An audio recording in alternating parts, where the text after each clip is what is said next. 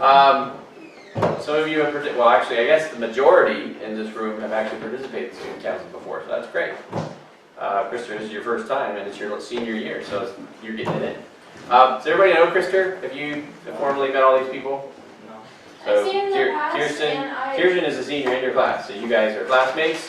Joe Sikorsky, who you all know now, is also in your class. I feel like there's a few other people, but they may not be around. So, there will at least be three of you who are around on a regular basis, and then this is Barry, Miss Gibbon, and Isaiah. Sorry, Isaiah, I know who you are. I'm just blanking on. Anyway, so and they're from Baltimore. Kirsten, you're from where are you from? Glen Burnie. And then Krister, you're from Kent Island, Stevensville. Do you all know Randy Nelson? Yeah. Randy's a good friend of mine. He used to be my roommate. Oh, wow. Yep, Randy Nelson, I've known him since before he was born. I've known his parents since before then. Used to go to church and used to go to Chick-fil-A. Okay, yes, that's true.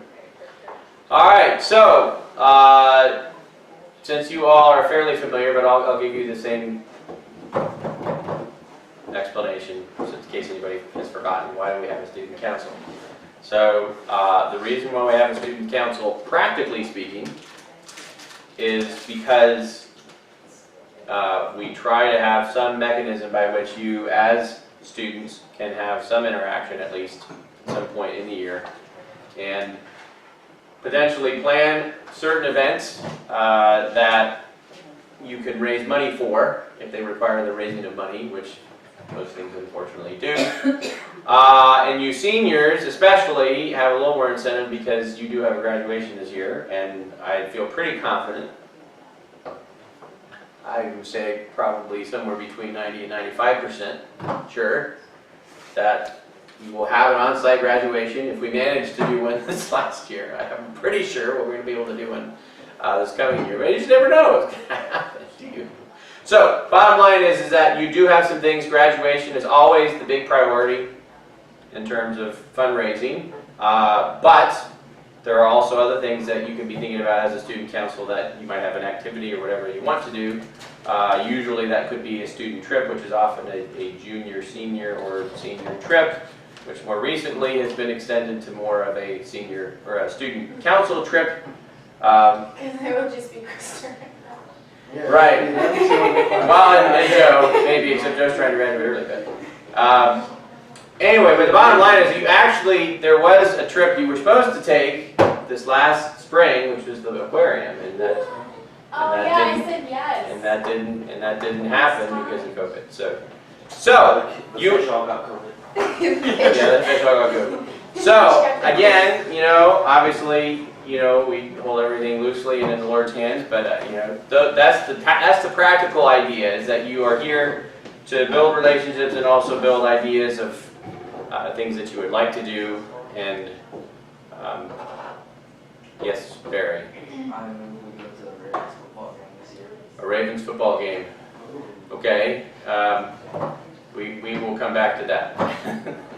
All right. So just as a reminder, there are a couple other families that I know that are participating. So the Cox family, which would include Charity and Mercy, and I believe Purity. Josh is from a different Cox family. I don't know what his availability is this year, but that's a possibility. And then, like I said, the Kasperskys are hoping, I think, to be involved as much as they can. They were here earlier, John and Joe, and Rebecca actually is also junior high.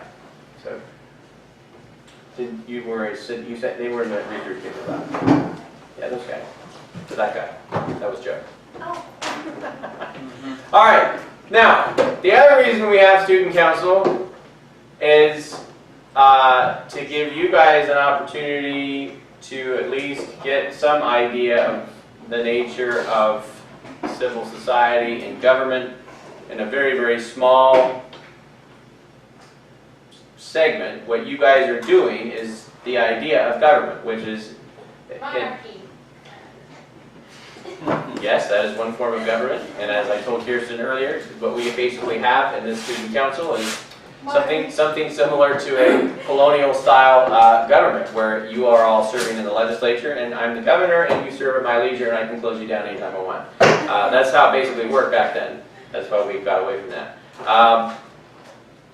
But anyway, well, actually, let me just tell you a story. I just heard this story yesterday. So this stuff, again, how situations that happen in student government. And student government, by the way, and this is something that goes on pretty much in most other school systems and also at the college level. And it's actually something you may or may not participate in if you plan on going to college. But it's, again, giving an opportunity for interaction for, in this case, the student body to put ideas forward, things to do with specific objectives, and working together as a student body, formulating leadership to make those things happen. That is in essence what representative government is about. And here in this country, we have been blessed with a structure that represents representative government, and what we often call a democratic republic, where the people have an opportunity to elect representatives to get things done for them for a particular purpose. If you read our Constitution, which I think most of you have in some degree, and you read the preamble, that first introduction, you will, Barry, there are a lot of things that are said in there. This is why we formed together to make this government work, is for these purposes. Things like basically the common defense, i.e. we need everybody to be able to contribute to have ability to defend ourselves so that no other nation can just walk in here any old time they want and take us over. I mean, so that's the basic idea of why you get together and govern. Another reason why we have government is to secure rights. Not to give rights, but to secure them. So God-given rights, namely, the Declaration talks about what? The right to life and liberty and the pursuit of happiness, or the ability to go ahead and make something of yourself, to be able to use resources that you have to build a business or to build a home or whatever. And the Founding Fathers said, our philosophy of government is government actually exists in order to help secure those rights, i.e. make sure that people within our boundaries have the ability to exercise those things as much as possible. So that's why we have something you're going to hear a lot right now. It's being debated, especially even in the presidential elections, the idea of law and order.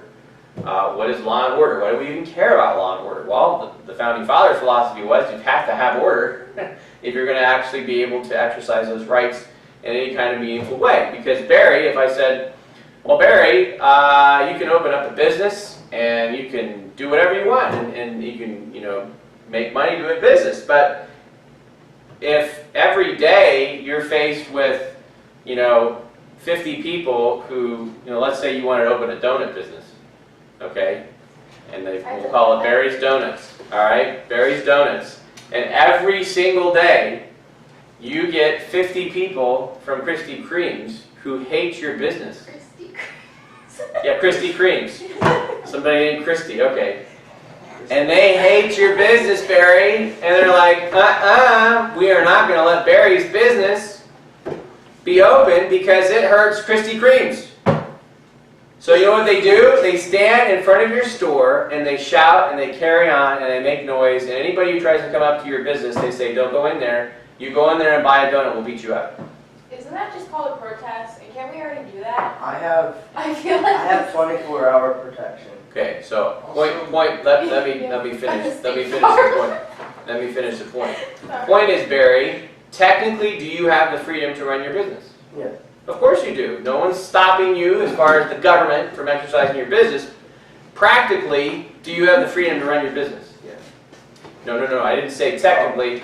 I mean practically. If people are allowed to stand in front of your business and shout and scream and threaten people with physical harm for coming in to buying your donuts, do you have real freedom to run your business? No, you do not.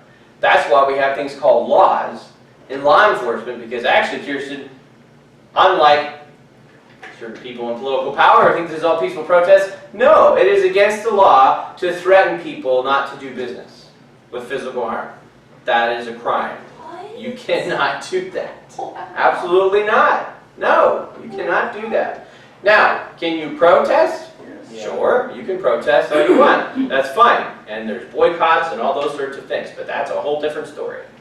Okay? So I'm making the point, law enforcement, laws, that is a point of government, okay?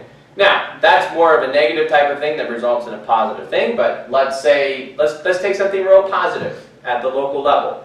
How did you all get here today? You drove, yes, so how did you get here? Barry flew. Man, where did you fly in? Yeah, flying car.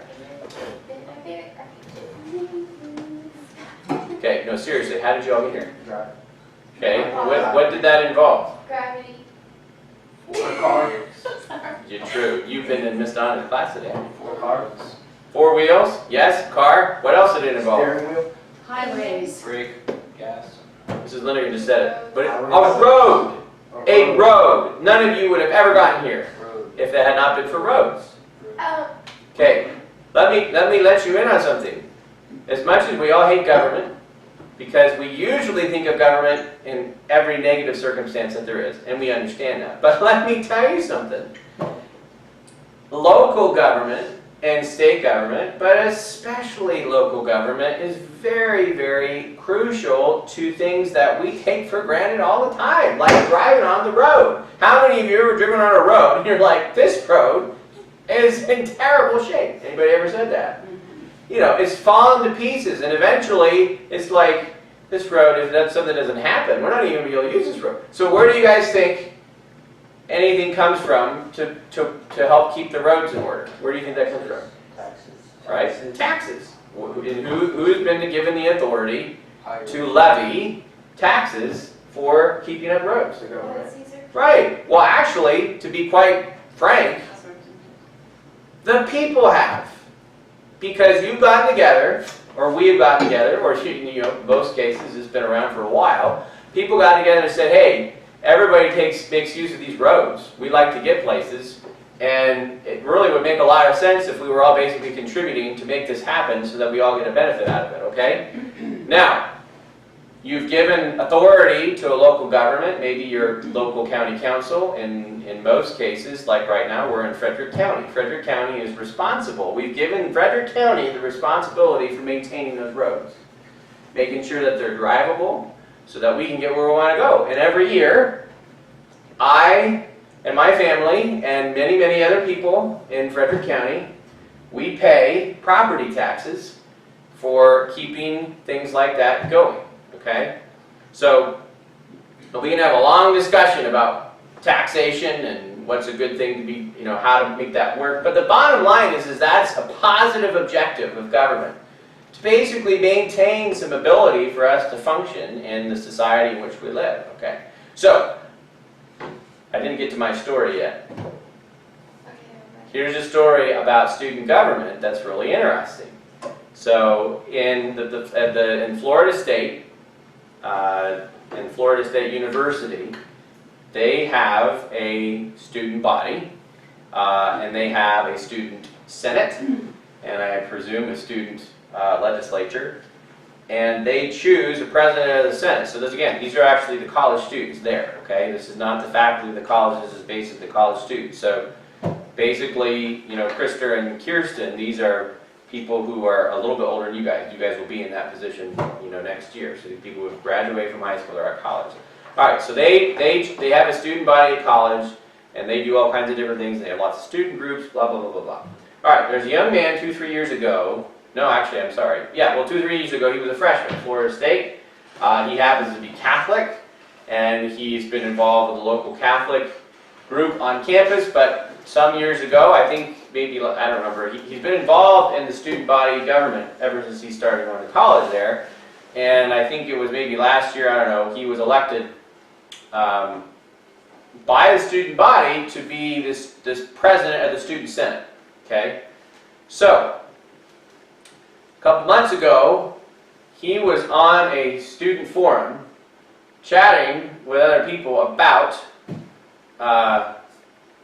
what was going on in the country in terms of especially the rioting, what have you. And someone else got on there and said, oh, well, I think we need to support a particular organization because it's really good. And he got on and said, Well, just so you're clear, you understand that that particular organization is very anti-Catholic. They're very anti-Catholic, and you just need to be careful because they hate Catholics.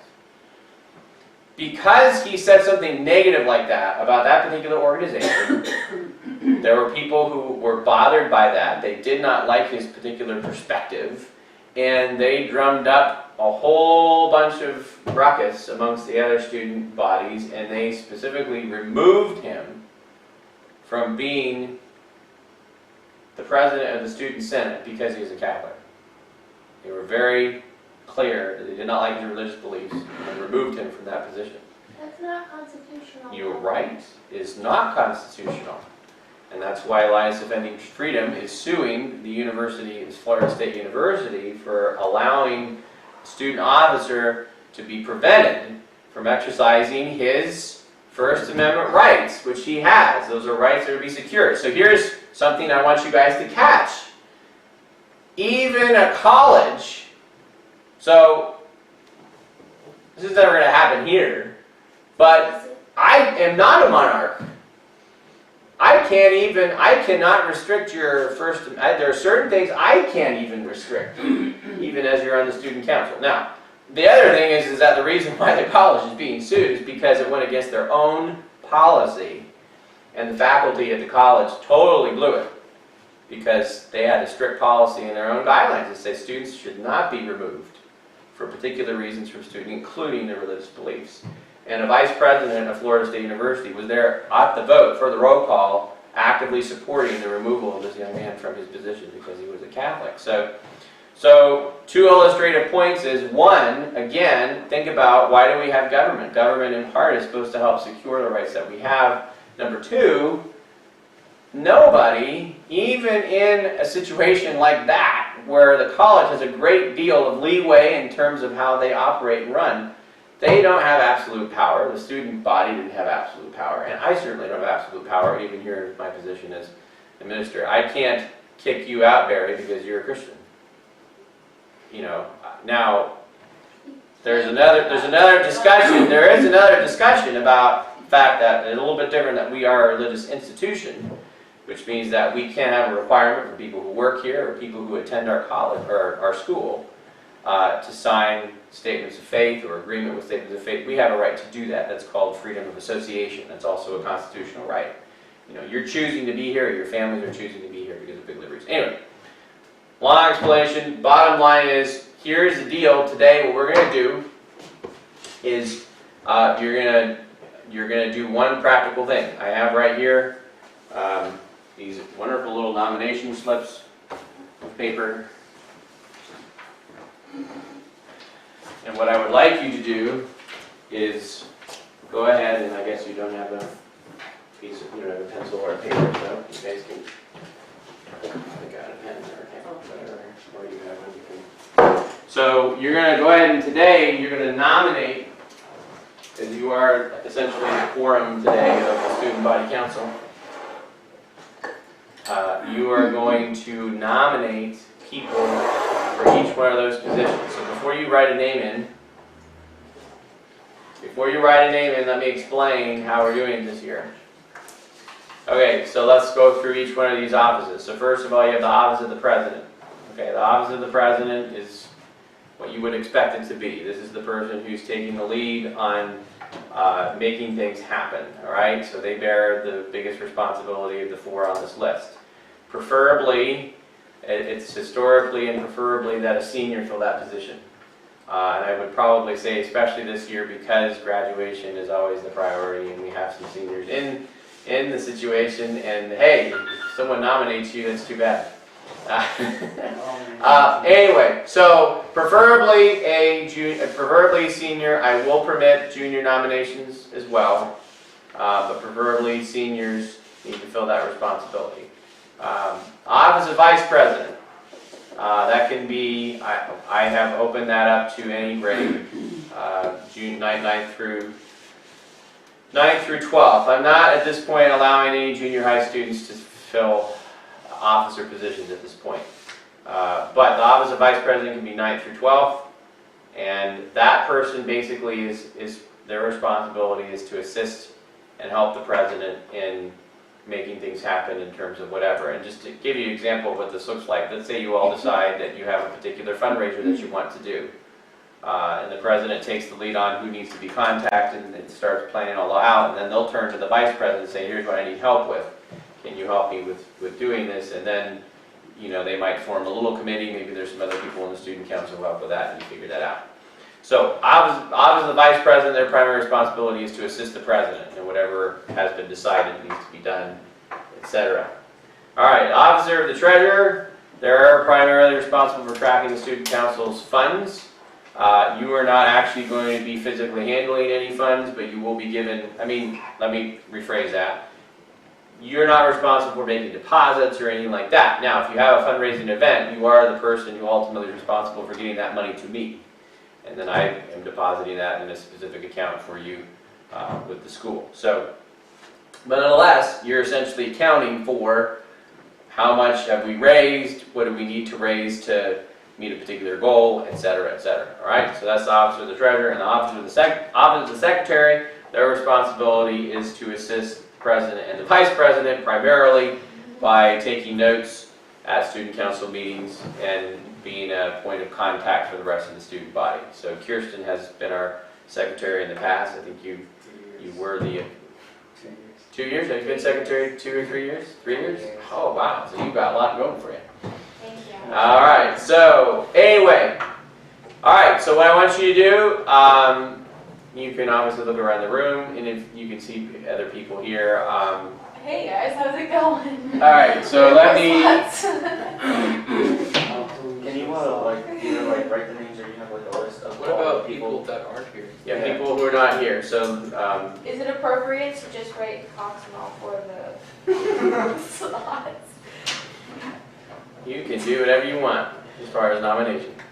You can nominate. You can nominate yourself. You can nominate other people. Can I nominate? The general rule that has happened is that I will not make you serve if you cannot serve. Do we have a list of everybody who's participating in this class? Yeah, that's probably And a good how to idea. spell all their names. Well, last year we didn't have that, and then we just. All right. Well, this year it's just so you see everybody's name. Detail character. All right. So yeah, I know, and that was very humorous, but not helpful. Larry. All right. So we have Kirsten Oh, come on first. Schroyer. We have Krister Lindgren. Do it.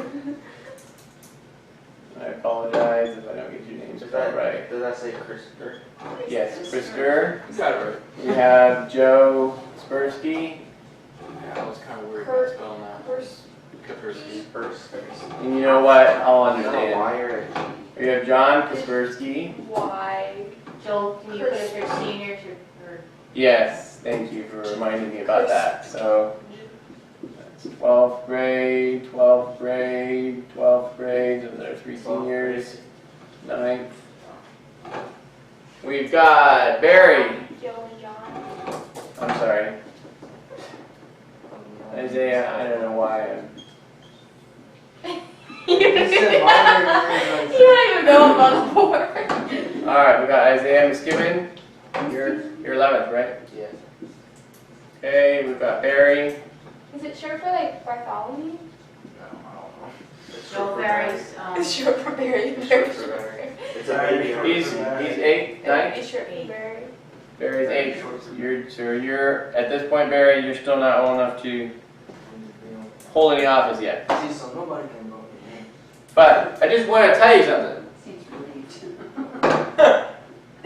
Right away, that's what I This is really interesting, and I just was reminded of this. There is an age limit Really? for serving in Congress. I think you all know that. Anybody know what it is? It's like 35. Nope. It's like 40. Nope. 50. 25. Oh. It'll be 25 to serve in Congress. You have to be 30 to be a senator. No, you have to be like 45 for president. No.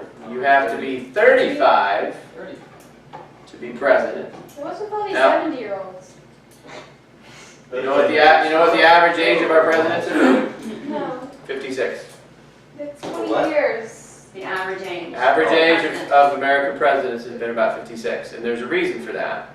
There's a reason why we still gravitate towards older people to run for president. And there's a real reason for that. The reason is experience. It's something you guys should keep in mind. Remember, and the nature of the president's job is different from a congressman. Okay? And anyway, but the last question I was going to ask you is, guess what the age limit is for serving on the Supreme Court? 20. There is none. Oh. So you can be senator? Oh. However, you will note that just like the president, it is very rare. In fact, Judge Barrett, who's just nominated, she's 48. She's one of the younger, she's not the youngest, but she's one of the youngest that's been nominated in a long time. But there still is generally, and I think the Founding Fathers understood this, which is, again, we just didn't read the Constitution, so the bottom line is that the President and the Supreme Court Justices, there is a certain element that even if you have not necessarily served, now, and here's an interesting thing about President Trump. President Trump had never held public office before he became president. However, there is a big difference between President Trump, who is 71 when he became president, and a 35-year-old who's never held public office before. It's called 40 years. And of course, you can always make the case that there are younger people who are wiser than older people and vice versa. But the bottom line is that by the fact that you have lived longer, you have experienced things in life that other people obviously haven't. And it is generally true, it's not always true, but particularly, people become more conservative the older they get and when they get married and they have kids. It doesn't mean that they become a dyed-in-the-wool conservative. It just means that they tend to become more conservative. You know why? Because they are understanding the concept of cause and effect. The fact that these particular things are going to impact my children, they're going to impact my retirement, they're going to impact things that you just start thinking about that you're not thinking about. I mean, you can have a lot of theories why people do what they do. I do tend to think that people like Trump, one of the reasons I think they came back, he got back into politics is because he's a businessman, so he sees the long-term effect that things have on businesses, stuff that he's built an entire lifetime investing into. So he's concerned, even if you want to say for selfish motives. The point is, he's concerned about what's happening in the country and how it's going to impact. He also has a family, and he has children, and he has grandchildren. So he's concerned about what's going on with them. That's why I am always super excited when I hear about anybody getting into politics who has family or has been around well enough that they have a concern that I have things that are meaningful to me, and that's why, frankly, you know who are the worst politicians in the world? And I mean the world. They have no family. They have no family or no children. And if you look at Europe, most of the main leaders in Europe are childless. They do not have children. So they are not thinking personally about how this is going to affect their next generation. So having said all that, it is really interesting that Americans still, as much as we sometimes get enamored, especially with young people, and it's, you know, there's energy and things that come up with that, we still have a preference. You know, and it was really interesting when in the Republican primaries back in 2016, I think there was some hesitancy. Even my wife and I, who are younger, as much as we like someone like Ted Cruz or Marco Rubio, they are still relatively young.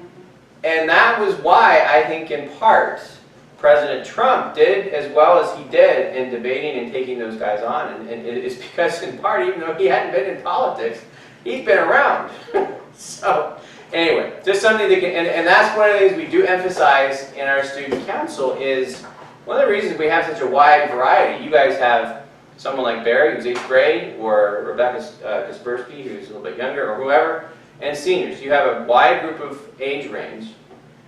is so that you already are getting the benefit of learning why it's so good to work with people at different stages in life. Because you are getting the benefit of wisdom and you're getting the benefit of perspective. And that's why young people need old people to give them wisdom and perspective. And that's why old people need young people. Primarily for perspective, not so much on wisdom, but at least perspective, so that they can help understand where are you coming from. I need to understand that. So, back to our list. All right, so Barry, all right, then we've got, I covered everybody's here, right? Yeah. Okay, then we've got Charity Cox. She's 11th. Then we've got Mercy. And she is, I believe she's 10th. We've got Purity, who I believe is 8th. And then, I'm not sure about that, but that's basically your roster of people. Alright, so take a few minutes and fill out your list. I found a lot of people to choose from. Well, you know how our student council has been the last couple of years. Be grateful we have this minute. Jeremiah did great. You can just bring him back. Alright, go ahead and take some time to fill out your thing and then we'll be So I done. accidentally personalized mine. Do I get another one, or is it okay if it's personalized? Just fill it out.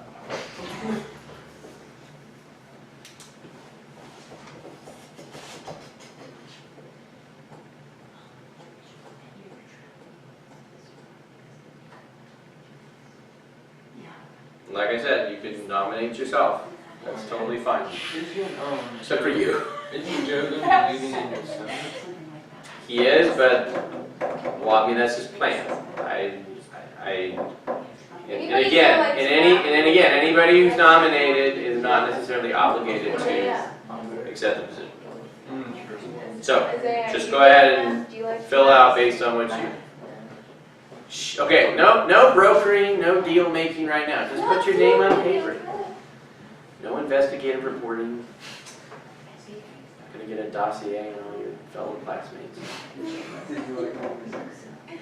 Barry! Honestly, I was never We need used. some poll. Jeremiah never. Okay, never just ever fill out your nomination slips, would you?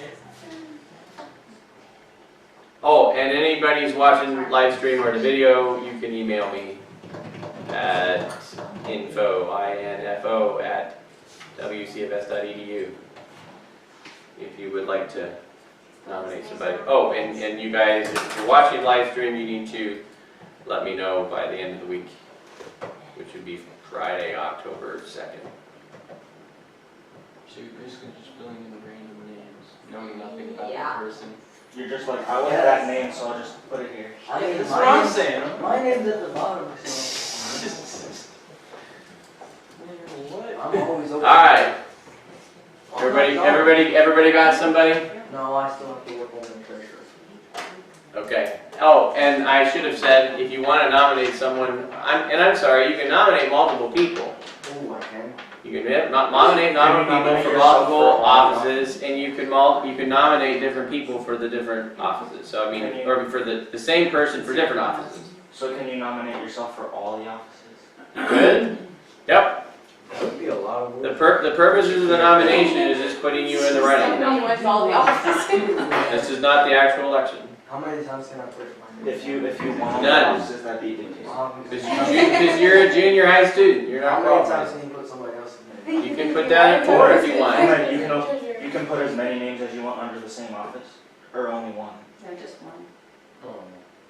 I guess. No, what I was trying to say is you can write in multiple names for the offices, and you can put that person's name multiple times.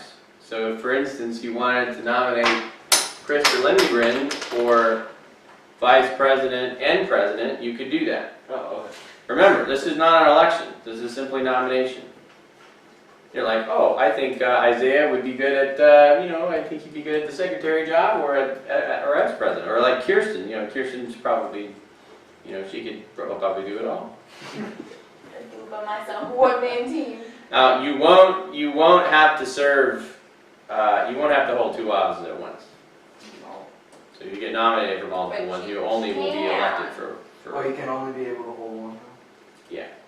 Oh, you can only hold correct. one. Okay, you said Yeah. you don't have to hold. Yeah. No, I said you didn't have to accept your nomination. So you didn't have to. So let's say, Kirsten, you got nominated for secretary and president. So I win both offices. And, No. well, first of all, you haven't won anything. This is simply getting your name on the ballot for the student election, Actually, mine is on the ballot. which will be next month. And then she can choose either president or the other one. Secretary. She can accept the nomination, she can accept to be nominated for secretary or for president. Yeah. And Barry and Purity shouldn't be on any of these ballots. And Barry and Purity shouldn't be on any ballots. I Are you mean, serious? if someone nominates them, I'll disqualify them because they're not, junior high students can't hold office. So don't waste your vote. Yeah, and don't write in Mickey Mouse. Oh, yeah, is that right? All right, does everybody have something on the paper? Ballots. That's right, we're gonna do mail-in. So, very good. So I will wait to see if we get some more nominations from people out in Radio Land. And then I will let you all know if you've been nominated. Can I read it? So I will let you know if you've been nominated, and you can let me know what offices you would not like to be on the ballot for. When are we going to expect these? Are we not Well, I just told everybody again who's watching this via YouTube, you need to have your nominations to me by October 2nd. Well, can we hear some of the nominations? No? No? No, you'll get notified next week. Okay. Next so week you'll get Do we have a an email. Do we have a date? For the election? November 3rd? No. To be for when you know what the nominations Yes, are? do we have a date next It week? will be next week. Oh, when next week? I'm gonna be like the 2 guys last night, and I'm not gonna commit to anything. It will be next week. The week of October 5th. So, one last little note, just, yes, it always is, I mean, so I know that politics is nasty and can be nasty, but one of the things is I want to emphasize to you guys, just, and I'm being dead serious, you guys still have an incredible privilege. And I'm not talking about white privilege. I'm not talking about black privilege, I'm not talking about any privilege. I'm talking about the fact that each one of you, and you're not there yet, but when you turn 18, you are being given a privilege to vote. And I know that there's a lot of debate about, well, what does that mean? What does that, does my vote make any difference? And something that I would really, really encourage you to consider. One of the reasons why it's cool to do even something like this that's kind of fun, and yes, it's not always real reflective of actual elections, but the bottom line is that voting is a privilege. And it's a privilege that you've been given. It's a privilege that, for a lot of people, obviously it has changed over the years. Of course, black people could not vote for a long time, but that's something that has changed through a lot of hard work and effort and sacrifice. A lot of white people couldn't vote for a long time. And there were reasons for that, and that's changed. So, again, through hard work and sacrifice. So the fact that you have that ability, and you're going to have that ability, when you turn 18. And it isn't just about presidential politics. And here's something I really want you to understand. The sooner that you can understand that the election, and don't misunderstand me, because I am not at all saying that presidential elections have consequences. They absolutely do. And yes, you should vote in presidential elections, and you must vote, and you need to know what you're doing and how you should do that. But let me be very clear about something.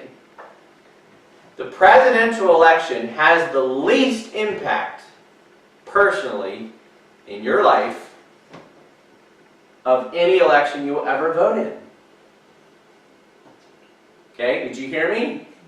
This is where Americans are so screwed up. Because we only pay attention on presidential election years. But guess what? You know who confirms Supreme Court justices? Senators. Do you know who passes laws in our Congress? House of Representatives. House of Representatives. Do you know who pays for the money, or I'm sorry, who pays for the money, but you know who makes sure that the roads are maintained so you can get here? Yeah, those local officials that you don't even know who they are. Those people, and I think we all can agree, who kept you at home most of this last season? Did the president? Nope. Did the Congress? Nope. Did the Supreme Court? Nope. Did anybody in national government do that? Mm-mm. Guess who did? Your state representatives. Either your executives, and oh, by the way, don't put it all on your governor, because there's a whole other branch that has been active, your legislatures, who either stood up to their governors and held them accountable and made sure that they were doing something, or just went along with everything and said, oh, it's whatever. Okay? So I cannot emphasize enough to you, your lives are impacted far more at the state and local level. And that is why you register to vote. I mean, it's like some people said 4 years ago, you know, there were plenty of people who were like, I don't know why I should even vote. And it's like, excuse me? Just because you don't feel like you have any good options in the race at the top of the ticket doesn't mean that you don't have an impact in all the races at the bottom of the ticket. And those are the people who are going to impact you the most. I mean, we could go on and on and on. Homeschooling laws, state and local officials.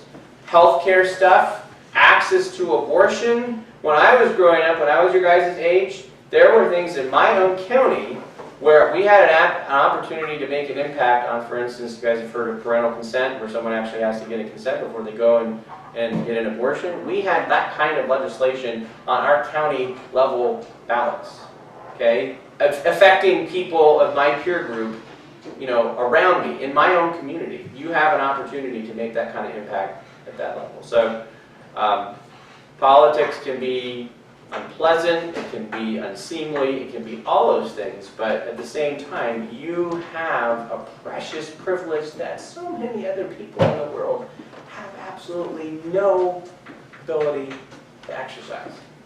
Okay? Even in places where supposedly they do. Alright?